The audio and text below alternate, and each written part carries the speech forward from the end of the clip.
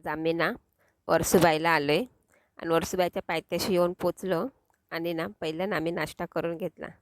कारण की वर्सुबाई ना उंच डोंगरावरती आहे, तर तेवढं चढत जाण्यासाठी ना टाईम लागेल म्हणून पहिला नाश्ता केला.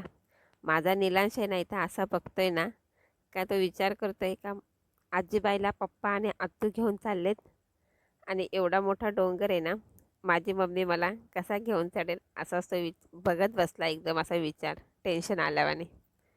पण आहे ना उन्हाचा टायमिंग होता. अर्ध्या रस्त्यामध्ये अश्विनीने, अर्ध्या रस्त्यामध्ये मी त्याला घेतलं आणि वरती आम्ही पोचलो.